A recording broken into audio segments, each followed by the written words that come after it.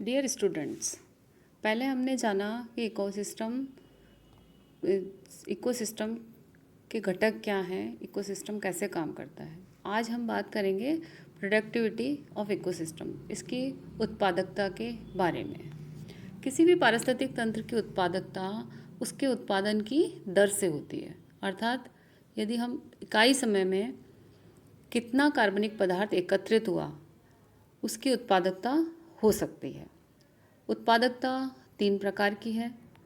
एक primary productivity या प्राथमिक उत्पादकता, इसका संबंध स्वपोषी उत्पादकों से होता है जो प्रकाश संश्लेषण द्वारा कार्बनिक भोज्य पदार्थों का निर्माण करते हैं। इसके अतिरिक्त इसमें रसायन संश्लेषित जीवाणु भी सम्मिलित कर सकते हैं। अतः प्रकाश संश्लेषण तथा कीमोसिंथेसिस क्रियाओं से उत्पादकों द्वारा जिस दर से ऊर्जा संग्रहित की जाती है प्राथमिक उत्पादकता कहलाती है। प्राथमिक उत्पादकता निम्न प्रकार की होती है। 2, पहला ग्रॉस प्राइमरी प्रोडक्टिविटी या कुल प्राथमिक उत्पादकता। इसका मतलब है कि निश्चित समय में प्रकाश संश्लेषण द्वारा निर्मित कार्बनिक पदार्थ से होता है, अतः कुल प्रकाश संश्लेषण भी कह सकते हैं इसको।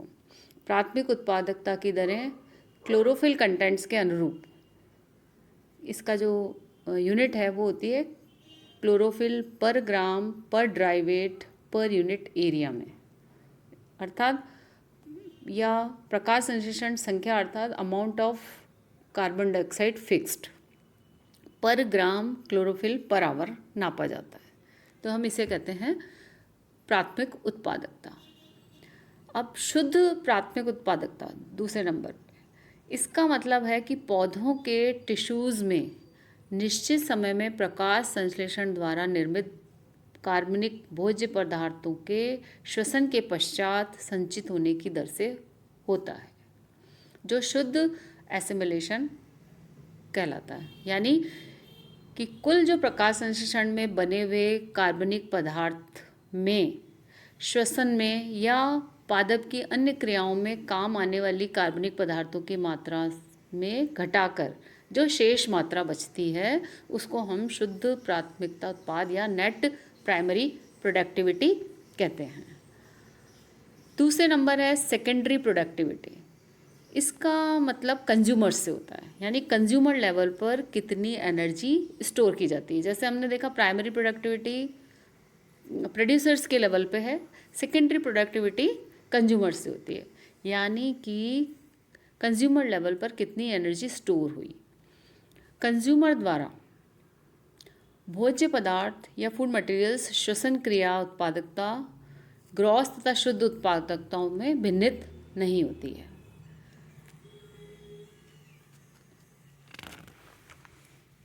तीसरा है नेट प्रोडक्टिविटी।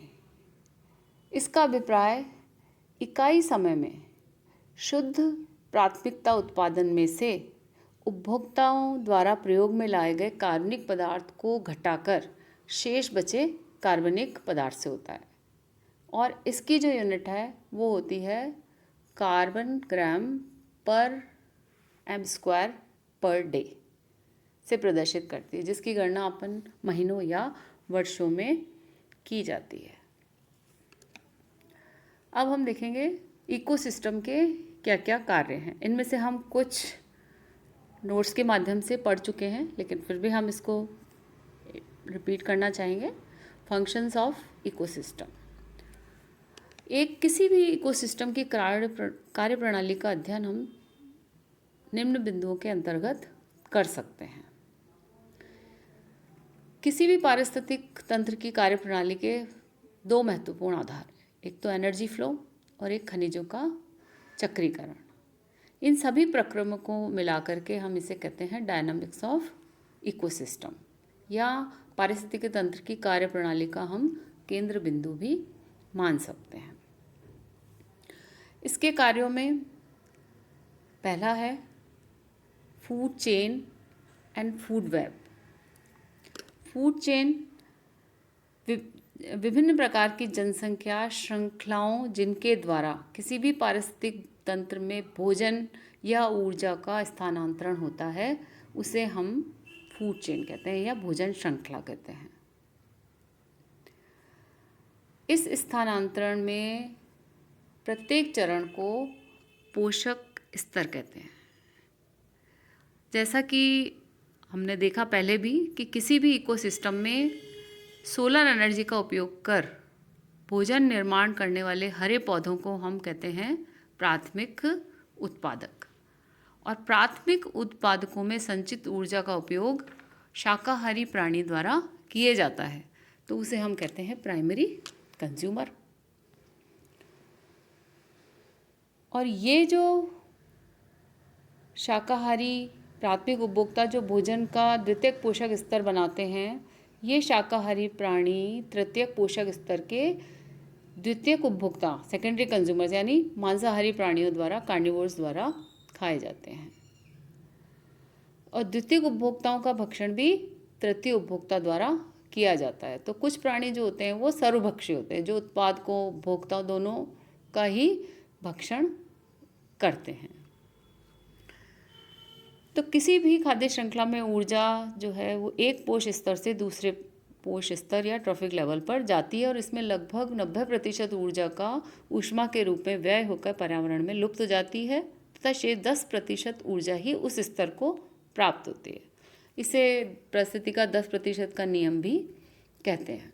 अतः भोजन श्रृंखला जितनी छोटी होगी सर्वोच्च उपभोक्ता के जीवों को अधिक एनर्जी प्राप्त होगी। अब हम बात करेंगे फूड वेब। फूड वेब है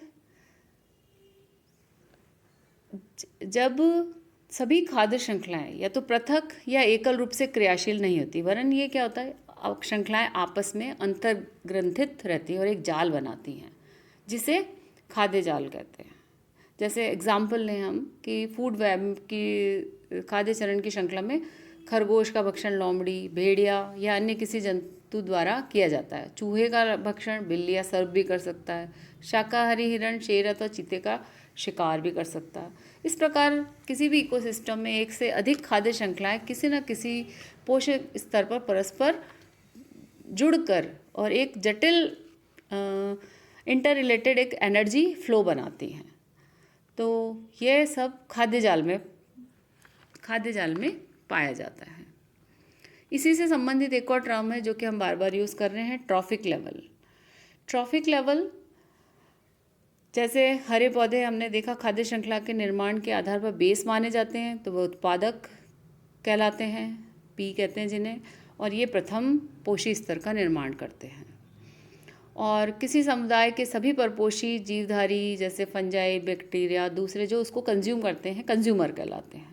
तो उपभोक्ताओं में प्रथम शाकाहारी होते हैं और उसके बाद उसमें उसको खाने वाले जो प्रथम पोषी स्तर के उत्पादकों को खा लेते हैं तो ये शाकाहारी प्रथम श्रेणी के उपभोक्ता कहलाते हैं और द्वितीयक पोषी स्तर का निर्माण करते हैं। और ये शाकाहारी अन्य मांसाहारियों द्वारा खाए जाते हैं और ट्रॉफिक लेवल 3 का निर्माण करते हैं। तीसरा है इकोलॉजिकल पिरामिड्स। दूसरा परिस्थिति कार्यों में जो समझने के लिए हम पढ़ रहे हैं इकोलॉजिकल पिरामिड्स। परितंत्र में पोषक संरचना जो है अर्थात खाद्य श्रृंखलाओं की खाद्य जाल के रूप में परस्पर क्रियाएं होती हैं। इस परिस्थिति की तंत्र की एक विशेषता हम मान सकते हैं इसको।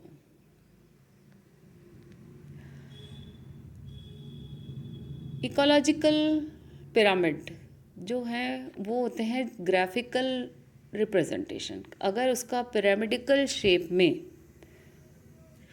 प्रदर्शन किया जाए तो वो कहलाते हैं इकोलॉजिकल पिरामिड्स। इकोलॉजिकल पिरामिड्स हम बाद में इसकी डिटेल में चर्चा करेंगे, कई प्रकार के होते हैं और इनके कई स्वरूप भी हैं। एनर्जी फ्लो पारिस्थितिकी तंत्र में जब सभी जैविक क्रियाओं के लिए ऊर्जा सब सूर्य से प्राप्त करते हैं और सूर्य से प्राप्त ऊर्जा का कुछ ही अंश पृथ्वी के वायुमंडल में पहुंचता है और पृथ्वी आते समय अधिकतर विकिरण अंतरिक्ष में नष्ट भी हो जाते हैं। तो किसी भी पारिस्थितिकी तंत्र में इस ऊर्जा के व्यवहार को ऊर्जा प्रवाह कहते हैं। किसी विशेष इकोसिस्टम के इकाई क्षेत्र में इकाई समय में प्राप्त होने वाली ऊर्जा की मात्रा क्या है, इस पर आधारित होता है इस एनर्जी फ्लो का अध्ययन। या सौर ऊर्जा के अवशोषण और परिवर्तन हेतु उत्पादकों की दक्षता, कितना भाग रासायनिक पदार्थ में संचित हो रहा है, भोजन के रूप में ऊर्जा का कुल आगमन कितना है, इनपुट कितना है, स्वांगीकरण की क्षमता या श्वसन ताप तथा उत्सर्जन के रूप में ऊर्जा कितनी रिड्यूस हो रही है, ये सब जानना पहले इसके लिए आवश्यक है, तब एनर्जी फ्लो की स्टडी की जाती है। चौथा जो इकोसिस्टम का काम है वो है cycling of mineral matters. Cycling of mineral matters, जब जैसे कि पौधे की समुचित जो वृद्धि के लिए क्या ज़रूरत होती है, मिनरल्स होते हैं, वाटर ज़रूरी होते हैं, ये हमें मालूम है। ऐसे अनेक अकार्बनिक पदार्थ हैं जो कि मेटाबॉलिज्म या शरीर की संरचना के लिए आवश्यक होते हैं। तो ये तत्व जो एबायोटिक या फिजिकल पर्यावरण से पौधों के भीतर प्रवेश करते हैं, और ये पौधों के कार्बनिक पदार्थ में स्थायी रूप से विद्यमान नहीं रहते, बल्कि अपघटन, अग्नि या अन्य प्रक्रियाओं द्वारा पुनः अजीवीय पोषक तत्वों का एबायोटिक एनवायरनमेंट तथा जैवीय समुदाय बायोटिक कम्युनिटी के मध्य सर्कुलेशन, ये कहलाता है मिनरल साइक्लिंग, या हम इन्हें कहते हैं बायोजियोकेमिकल साइक्लिंग कहलाता है। जैसे पौधे वातावरण से अनेक गैसें लेते हैं, कार्बन डाइऑक्साइड, ऑक्सीजन, नाइट्रोजन का, जल का, अनेक खनिज तत्व जैसे सल्फर का, फास्फोरस, पोटेशियम, कैल्शियम इत्यादि का अवशोषण करते हैं। तो ये जो पदार्थ हैं ये वायुमंडल और मृदा से अवशोषित किए जाते हैं, जिन्हें हम रिजर्वॉयर पूल करते हैं, और ये फिर वापस उसी एनवायरनमेंट में किस तरह से पहुंचते हैं, ये बायोजियोकेमिकल साइकिल्स के माध्यम से हम आगे आने वाले लेक्चर्स में पढ़ेंगे। धन्यवाद।